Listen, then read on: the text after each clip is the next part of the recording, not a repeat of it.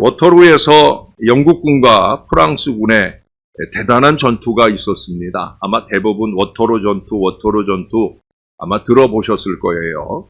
모든 사람들의 생각은 나폴레옹이 이끄는 프랑스군이 승리할 것이다. 그렇게 예견을 했어요. 실제로 그날까지, 그 전날까지의 전세는 프랑스군이 압도를 하고 있었어요. 그러나 밤사이에 비가 추적추적 내리게 되어집니다. 그러면서 그 비로 인해서 이 예견이 무너지게 되어집니다. 그래서 급작스럽게 형세가 역전이 되면서 영국군의 승리로 그 전쟁이 끝나게 되어집니다. 그래서 유명한 문학가인 빅tor 위고는 하나님께서 밤사이에 몇 방울의 비를 내려서 인류 역사의 방향을 바꾸셨다라고 말을 할 정도였어요. 하나님께서는 몇 방울의 비로도 인류 역사를 바꾸실 수 있는 바로 그런 하나님이셔요. 뿐만 아니라 그 몇 방울의 비는 바로 몇 방울의 믿음의 눈물을 통해 이 땅에 내려지게 되어지는 거예요. 오늘 본문에도 보시면 조국의 환난 소식을 듣고는 눈물을 흘리는 사람이 등장을 합니다. 바로 이 책의 주인공 느헤미야예요. 그는 사실 이민 3세대이거나 아니면 그 이후 세대 사람이에요. 바벨론으로 포로로 끌려와서 태어난 그 나중 세대란 말이죠. 이미 170여 년 전에 그의 조상이 포로로 끌려와서 몇 대 후에 자신이 태어났다는 거예요.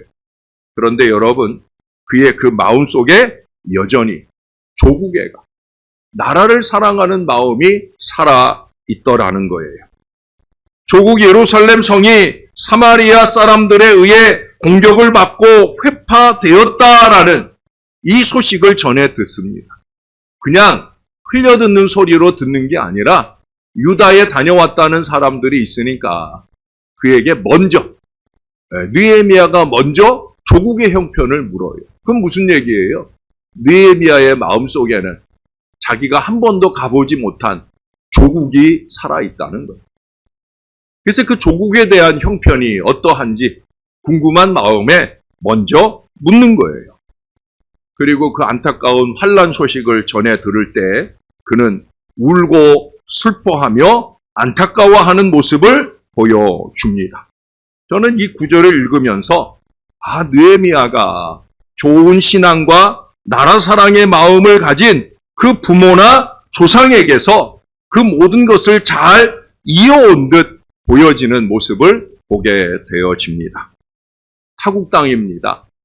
그 어려운 여건 중에도 믿음과 조국애를 잘 물려주었다는 거예요. 느헤미야가 있기까지는 3대, 4대 이상 되는 그 신앙의 어르신들이 대를 이어서 믿음을 심어주고 나라 사랑의 마음을 심어주었다는 거예요. 사랑하는 여러분, 제발 우리 아이들을 방치하지 마시길 바랍니다. 나라 사랑까지는 아니더라도 하나님 나라 사랑하는 이 믿음의 마음을 우리 아이들이 잘 지켜낼 수 있도록 그렇게 신앙으로 양육해 나가는 우리 신앙의 부모들이 되어야 된다는 거예요. 누가복음 19장 41절에서도 우리는 곧 멸망할 조국의 미래를 내다보시며 슬퍼하시는 우리 예수님의 모습을 읽어볼 수가 있습니다. 그 예수님께서도요, 예수님을 위하여 우는 여인들을 향해서 당부를 하잖아요. 나를 위해 울 거 없다. 나는 내 길을 당연히 가야 되는 거니까 너희는 너희와 너희 자손들을 위해서 울어라. 너희 자손들을 위해서 울어라. 사랑하는 여러분, 우리 자식들의 신앙을 위해 우는 부모가 되어야 됩니다. 사순절을 맞아서 예수님의 십자가 고난을 생각하며 우는 신앙인도 되어야 하지만 우리의 자식들이 좋은 신앙 안에서 살도록 자식들을 위해 우는 부모가 되어야 된다는 거예요. 가족들을 위해 우는 부모가 되어야 된다는 거예요. 사무엘상 30장에 보면 다윗이 아말렉에 의해 고통받은 자기 가족과 동족들을 위해 울 기력이 없도록 울었다라고 하는 말씀이 나와요. 다윗이 잠깐 떠나 있는 중에 그 다윗이 없는 틈을 타서 아말렉군이 쳐들어와 가지고 그 가족과 동족들을 괴롭히고 많은 처자식들을 끌고 갔어요. 너무 아프지요. 내 가족이, 내 동족이. 그래서 어느 정도로 눈물을 흘렸나 울 기력이 없도록 다윗의 그 마음을 몰라주고 또 백성들은 다윗에게 원망의 화살을 쏘는 그런 내용들이 이어지지만 그러나 하나님을 향하여 자기 가족들이나 또 동족들을 위한 이 다윗의 순전한 눈물은 뜨겁게 흘려졌다는 거예요. 일찍이 예레미야도 멸망될 조국을 위해서 또 나중에는 멸망한 그 조국을 위해서 하염없이 근심하고 통곡하였던 것을 보여줍니다. 오죽하면 예레미야 애가 슬픔의 노래라고 하는 책을 지어 울 정도로 그런 내용들을 우리들에게 보여줍니다. 사랑하는 여러분, 눈물에는 거짓이 없습니다. 물론 감상적인 눈물도 있고 때로는 위선적인 눈물도 있기도 하지만 그래도 눈물에는 진실이 담겨져 있어요. 사랑과 동정과 열정의 표현이 그 눈물 속에 있다는 거예요. 그러므로 눈물이 있는 곳에는 감동이 있습니다. 그보다 더 중요한 건 새로운 변화의 역사가 약속되어진다는 거예요. 눈물은 개인을 변화시켜 줍니다. 가정을 변화시키고 교회를 변화시키고 민족을 변화시키기도 한다는 거예요. 진정 가슴 아파하면서 가슴을 치며 눈물을 흘릴 수 있다고 하면 그런 변화가 가능할 수 있다는 거예요. 잔소리보다, 바가지보다, 비판보다 눈물이 우선되는 게 그게 신앙인의 건강한 모습입니다. 어떻습니까? 눈물이 먼저입니까? 비판이 먼저입니까? 눈물이 먼저입니까? 잔소리가 먼저입니까? 신앙은 언제나 눈물이 먼저예요. 오늘 느헤미야도 보세요. 그 환난의 소식을 전해 들을 때 그는 조국을 위해서 눈물을 흘립니다. 그리고 그 눈물과 함께 기도를 드리는 것을 보게 됩니다. 바로 이것입니다. 중요한 것은 믿음의 사람은 눈물이 변하여 기도가 된다는 거예요. 아니, 믿는 사람들의 눈물은 곧 기도인 거죠. 그냥 눈물 흘리겠어요? 기도하면서 우는 거지요. 다윗도 예레미야도 오늘 본문의 주인공 느헤미야도 그리고 우리 예수님도 그 모든 슬픔 속에서 하늘의 하나님께 간절히 기도하고 있는 거예요. 조국의 회복을 바라는 간절한 기도가 바로 그들 속에 있음을 우리는 잘 압니다. 사랑하는 여러분, 눈물과 기도입니다. 오늘 예레미야의 기도는 두 가지예요, 두 가지. 첫째로 꼽을 수 있는 것은 6절 이하 7절에 보시면 6절 말씀만 읽어드릴게요. 이제 종이 주의 종들인 이스라엘 자손을 위하여 주야로 기도하오며 우리 이스라엘 자손이 주께 범죄한 자들을 자복하오니 주는 귀를 기울이시며 눈을 여시사 종의 기도를 들으시옵소서. 나와 내 아버지의 집이 범죄하여. 사실은 이해하기 어려운 회개의 기도죠. 왜? 지금 느헤미야는 포로로 끌려온 지 몇 배 지난 세대라고 그랬잖아요. 그런데도 불구하고 이 이스라엘 백성들의 죄를 참회하면서 회개하는 기도를 먼저 드리고 있다는 거예요. 그는 이미 200여 년 전에 이루어지던 조상들의 범죄와는 무관한 세대임에도 불구하고 또한 오늘 조국의 남은 자들의 그 범죄와는 무관한 삶을 살고 있는데도 불구하고 그는 자신의 조상들의 조국이 곧 자신의 조국이 되어서 눈물로 금식으로 자복하며 회개 기도를 하고 있다는 것. 자신의 죄처럼 애통해 하고 있어요. 자기 죄도 남 탓하면서 그렇게 회피하고 떠맡기기 좋아하는데 느헤미야는 아니더라는 남의 죄를 자기가 뒤집어 쓴다. 이것은 웬만한 인내심이나 신앙 인격으로는 불가능한 일이에요. 오늘날 인격이 덜 된 사람들이 많죠.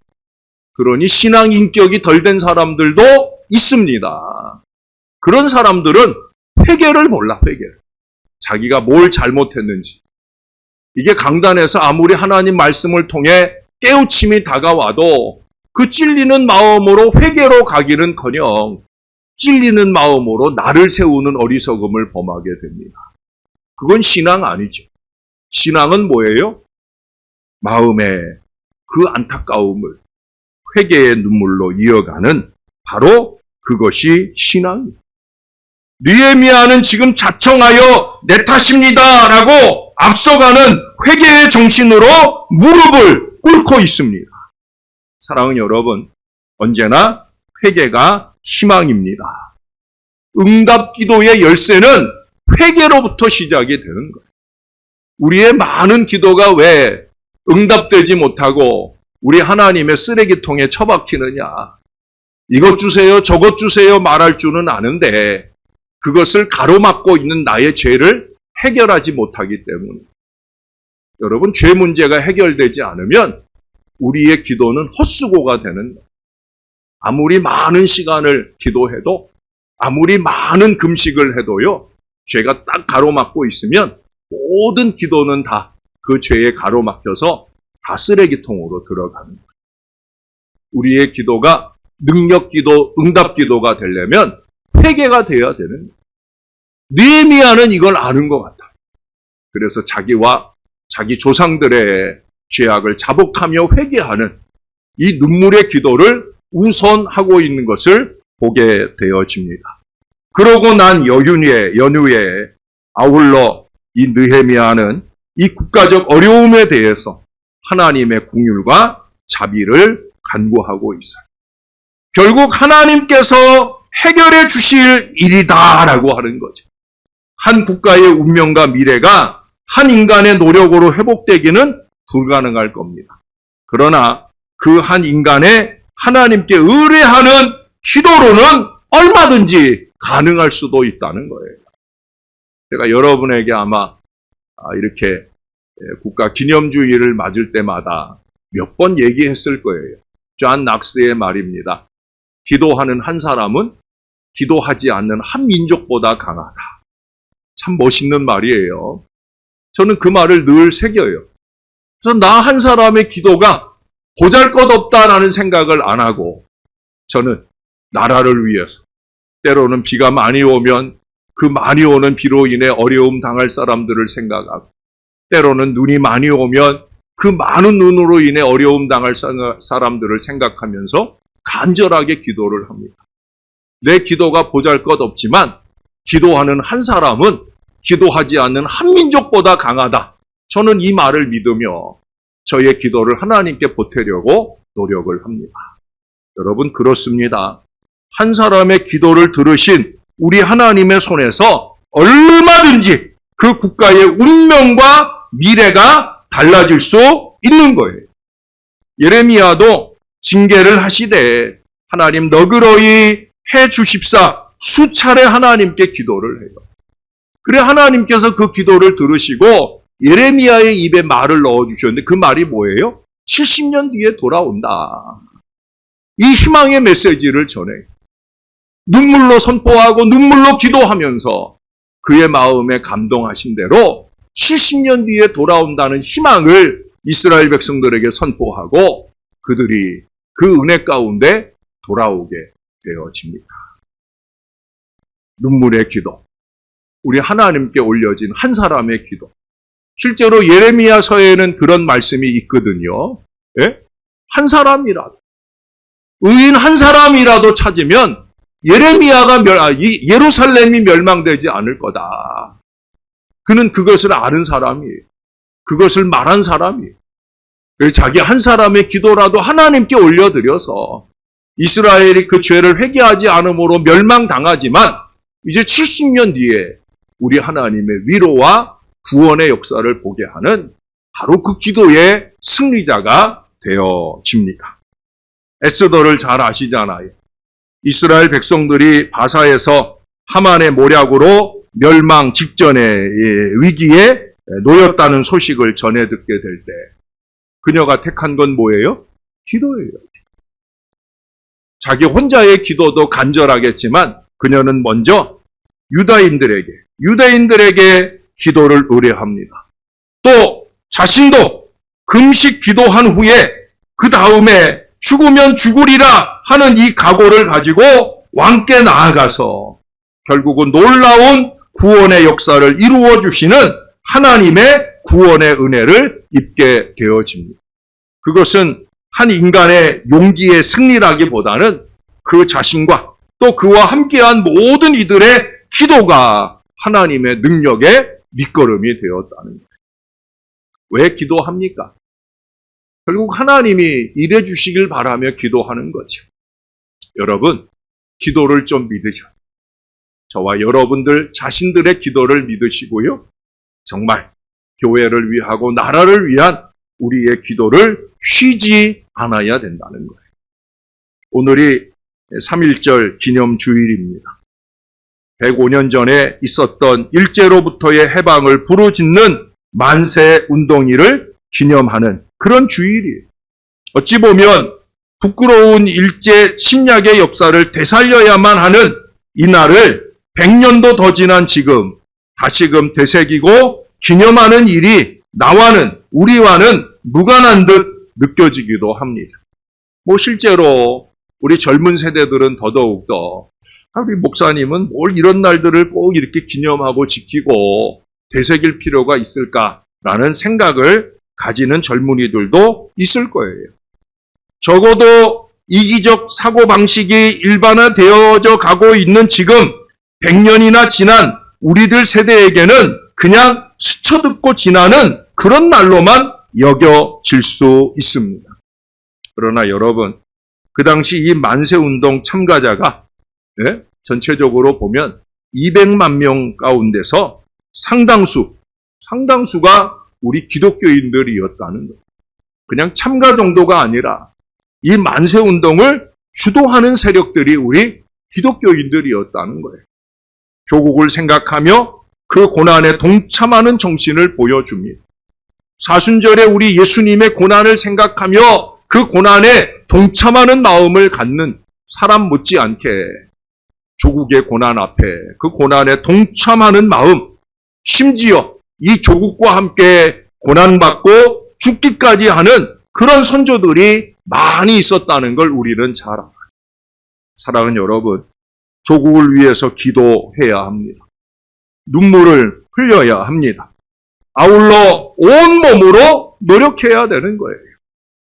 3.1운동은 조국을 위해서 눈물과 기도를 그 삶에 담을 줄 아는 그런 사람들, 특별히 우리 기독교인 선조들이 주도한 운동입니다. 잘 아시는 대로 민족대표 33인 중 그 당시 기독교인들이 사실은 1%도 안 되는 그런 기독교인 인구 속에서 무려 16명, 거의 절반 가까이 우리 기독교인들이었어요. 그것도 개신교인들이에요, 여러분. 천주교인들은 한 명도 없었습니다. 사실은 천주교가 기독교보다, 개신교보다 100년은 먼저 전파가 되고 또 천주교인들이 많았는데도 불구하고 천주교인들은 한 사람도 없었어요. 물론 우리 기독교 목회자들이 적극적으로 기독교인들이 앞장서 나간 이유도 있겠지만 또 이름을 올리려고 한 그런 분들도 있어서 그렇다고도 하지만 그렇거나 어쩌거나 대단히 주도적인 역할을 했다는 거예요. 47개 교회가 파손이 되고요. 151분의 성직자들이 투옥이 되고요.